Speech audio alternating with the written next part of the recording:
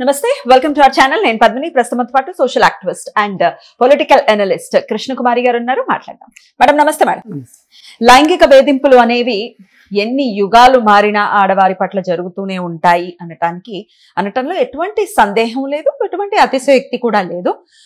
అది ప్రతి నిత్యం ప్రతి క్షణం కూడా జరుగుతూనే ఉంటుంది ఆడవాళ్ళ పట్ల ఈ లైంగిక వేధింపులు. కొన్ని తారాస్థాయికి వెళ్తే చాలా డెలికేట్ గా ఉన్న వాళ్ళు ప్రాణ త్యాగానికి కూడా వాళ్ళు వెనకాడరు అనేవి చాలా సందర్భాల్లో ప్రూవ్ అయింది. ఎంతో మంది ప్రాణాలు పోగొట్టుకుని ఉన్నారు.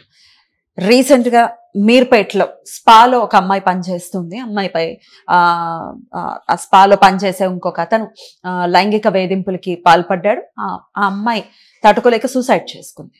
ఎన్నిసార్లు మాట్లాడుకున్నా ఈ లైంగిక వేధింపుల గురించి కానీ లేకపోతే గృహహింస గురించి ఎన్నిసార్లు ఎన్ని మాటలు మాట్లాడుకున్నా జరిగేవి జరగక మానట్లేదు. ఎట్లా ఇప్పుడు ఇలా జరిగింది అలా జరిగిందని కాకుండా మనల్ని మనం ఎలా స్ట్రాంగ్ చేసుకోవాలి అనే దాని గురించి కూడా ఇవాళ మీరు మాట్లాడాలి. ఎలా మనల్ని మనం ప్రిపేర్ చేసుకోవాలి. ఇది ఉంటుంది, at any point of time ఇది ఉంటుంది. చూపులతో కూడా వేధించే వాళ్ళు ఎంతో మంది ఉంటారు. ఒక ఆఫీస్లో పనిచేసేటప్పుడు చూపులతో, మాటలతో, చర్యలతో రకరకాలుగా ఎట్లా మనల్ని మనం స్ట్రాంగ్ చేసుకోవాలి? అసలు ఏంటి ఈ అంశం ఏంటి? ఇప్పుడు మీర్పేటలో ఒక స్పా ఉంది. ఆ స్పా ఓనరు వాడిని చూస్తేనే అర్థమైపోతున్నాడు, పెద్ద గూండాలాగా ఉన్నాడు. వాడు మరి ఇంతకుముందు ఎంతమందిని ఇబ్బంది పెట్టాడో తెలియదు. ఇప్పుడు కొత్తగా తను ఒక అమ్మాయిని అపాయింట్ చేసుకున్నాడు. స్పాలో అపాయింట్ చేసుకుని ఆ అమ్మాయిని లైంగికంగా వేధించటము, అత్యాచారానికి పాల్పడటము, ఒకసారి కాకుండా పలుమార్లు చేయడంతో ఆ అమ్మాయి విసిగి వేసారి ఇంకా నా వల్ల కాదు అనుకుని అక్కడున్న ఒక బలహీన క్షణంలో ఆ అమ్మాయి ఆందోళనకు గురైందో, బాధకు గురైందో, మరి ఆ క్షణంలో ఆ అమ్మాయి మనోవేదన ఎలా దారితీసిందో తెలియదు. కానీ చివరికి ఆ అమ్మాయి శవమై తేలింది. శానిటైజర్ తాగింది, ఆత్మహత్యకు పాల్పడింది. అయితే ఇప్పుడు ఆ అమ్మాయి చనిపోయింది అని చెప్పి కబురు వెళ్తుంది కదా ఇంటికి. ఆ అమ్మాయి తాలూకు బస్తీ వాళ్ళు వీళ్ళు అందరూ వచ్చి ఆ స్పా ముందు గట్టిగా గందరగోళం చేయటం జరిగింది. బాగా రచ్చరచ్చ జరిగింది అక్కడ. అలాగే ఇప్పుడు ఈ బాడీని పోస్ట్ మార్టంకి తీసుకెళ్లారు. అయితే ఇదంతా చాలా మామూలు అన్నట్లుగా అక్కడ కొంతమంది దళారులు బయలుదేరిపోయి రాబందుల్లాగా వాళ్ళకి రాజీ చేసేసారు. అప్పుడే రాజీ చేసేసి ఆ అమ్మాయి ప్రాణం ఖరీదు 15 లక్షలుగా మాట్లాడేసేసి 7.5 లక్షలు ఇప్పించేసేసి ఇంకొక 7.5 లక్షలు 6 నెలల తర్వాత ఇస్తాడు అని ఒక పేపర్ రాయించుకున్నారు. ఇది వినడానికి ఎవరికైనా అంటే వీళ్ళ కూతురికి వీళ్ళు ఇచ్చే విలువ ఇదేనా అని అనేవాళ్ళు అనొచ్చు. కానీ దాని వెనక ఉన్న వాళ్ళు ఎందుకు ఆ నిర్ణయానికి వచ్చారు అనేది కనుక మనం ఆలోచించాలి. ఇది ఇంకొక అత్యాచారం కింద లెక్క. వాళ్ళు ఆ అమ్మాయిని శారీరకంగా అత్యాచారం చేస్తే వాళ్ళు తల్లిదండ్రులు ఇవ్వకుండా మానసికంగా అత్యాచారానికి గురి కాబడ్డారు. ఎందుకు అంటే ఇప్పుడు వీళ్ళు కేసు పెడతారు. కేసు పెట్టి పోలీసులు మేనేజ్ చేయగలరు. అతను ఒక స్పా పెట్టే అన్ని డబ్బులు ఉన్నాయి అతనికి అంటే ఆ స్పాలో పనిచేయడానికి ఒక అమ్మాయి వచ్చింది అని అంటే ఆ అమ్మాయి ఏ పరిస్థితుల్లో ఆర్థిక ఇబ్బందుల్లో వస్తుంది, ఏ నేపథ్యంలో వస్తుంది అని కనుక మనం చూసుకుంటే కనుక వాళ్ళు కేసులు పెట్టగలిగి ఉంటారా? కోర్టుల్ని నమ్మించగలిగి ఉంటారా? కనీసం అసలు ఛార్జ్ షీట్ వేయించుకోవడానికే పోలీస్ స్టేషన్లో డబ్బులు ఖర్చు పెట్టాల్సిన పరిస్థితి. అసలు అసలు న్యాయం జరిగేటటువంటి పరిస్థితి అసలు సామాన్యులకు న్యాయం జరగదండి. ఎందుకు ఇంకా జబ్బలు దర్చుకుంటున్నాం? మనం స్వతంత్రం వచ్చేసింది, డెమోక్రటిక్ కంట్రీలో ఉన్నామని జబ్బలు దర్చుకోవడం వల్ల వచ్చేటటువంటి ఉపయోగం ఏంటి? అసలు వాళ్ళు కనీసం పోస్ట్ మార్టం రిపోర్టు తీసుకోవటానికి కూడా చేతులు తడపాల్సిన అధోగతి పరిస్థితుల్లో ఇవాళ సమాజం ఉంది. ఇవాళ అధికారులు ఇవాళ పంజగుట్ట పోలీస్ స్టేషన్లో ఉన్న అందరినీ ట్రాన్స్ఫర్ చేసి పారేశారు మొత్తాన్ని.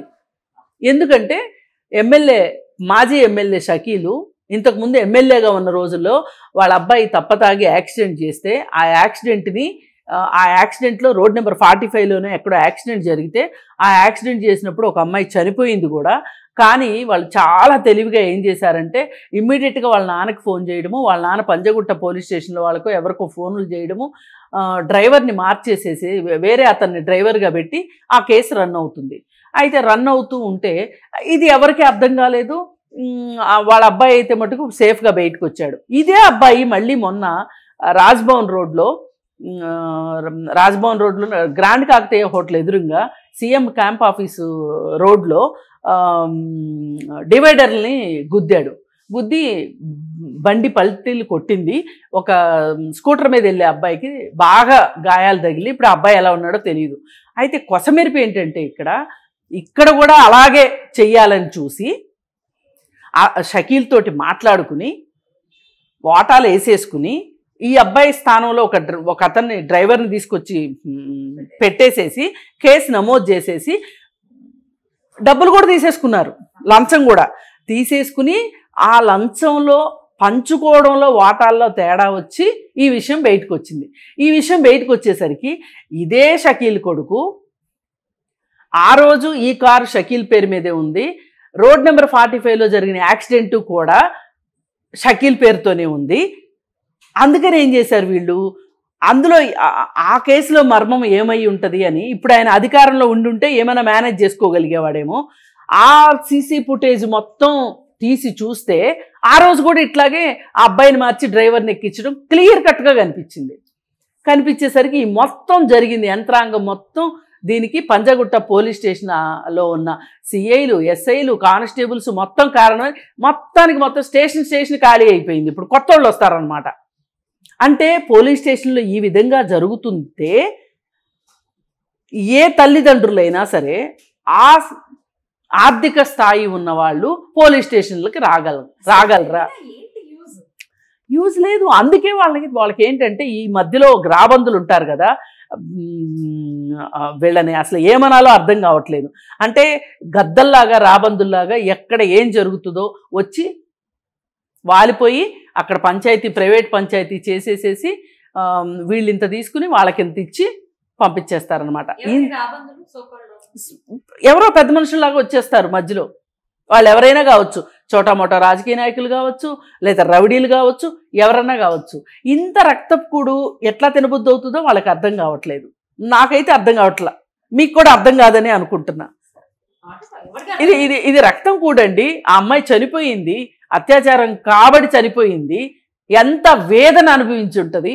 మనం ఒక్క క్షణం ఒక కోడి తలకాయ కొయ్యాలంటేనే ఆలోచిస్తాము. అలాంటిది ఒక మనిషి తల కట్ చేసినా దిక్కు దివాణం లేదు ఈ సమాజంలో. రకరకాల వార్తలు రోజు వింటున్నాము. ఇలాంటి సిమిలర్దే ఆ మధ్య ఒకటి జరిగింది. ఓ పెద్ద వ్యాపారవేత్త, పేరు మోసిన వ్యాపారవేత్త, ఆయన జూబ్లీ హిల్స్ హౌసింగ్ సొసైటీకి సెక్రటరీగాను ప్రెసిడెంట్గాను ఎలగబెట్టిన ఆయన ఇంట్లో పనిచేసే పని అమ్మాయిని ఇలాగే వేధిస్తూ ఉంటే, మీ నాన్న వేధిస్తున్నాడని కొడుకుకు చెప్తే కొడుకు కూడా వేధిస్తే ఆ అమ్మాయిని ఎందుకైనా మంచిది ఈ అమ్మాయిని పంపించేయాలని డిసైడ్ చేసేసుకుని మామూలుగా మర్యాదగా పంపకుండా అమ్మాయిని సిమ్ దొంగతనం చేసింది అని బంజారా హిల్స్ పోలీస్ స్టేషన్లో ఆ అమ్మాయి మీద కేసు పెట్టి వాళ్ళ అమ్మ మా తప్పు అయిపోయిందండి, వచ్చి మమ్మల్ని వదిలేయండి అని చెప్పి క్షమాపణలు చెప్పుకొని కూతురుని తీసుకుని ఆ తల్లి వెళ్ళిపోయింది.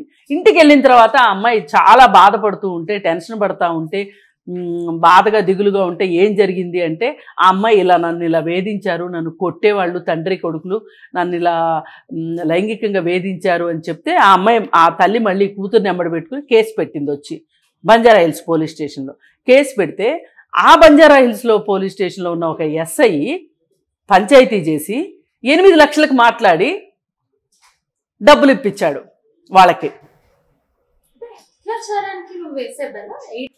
8 lakhs. ఇప్పుడు ప్రాణం పోయింది కాబట్టి 15 లక్షలు, అక్కడ 8 లక్షలు. అయితే ఇక్కడ ఏం జరిగింది అంటే ఏదో గమ్మత్తుగా ఇట్లాగే బయటకు వస్తే ఏసీబీ రైడ్ జరిగింది బంజారా హిల్స్ పోలీస్ స్టేషన్లో. ఒక పోలీస్ స్టేషన్లో ఏసీబీ రైడ్ జరిగింది అంటే పోలీస్ వ్యవస్థ తలకాయ ఎక్కడ పెట్టుకోవాలి? అసలు తీసుకెళ్ళి ఏదైనా కదిలే రైలు కింద పెట్టుకోవద్దు? ఈ కేసు బయటకు వచ్చింది.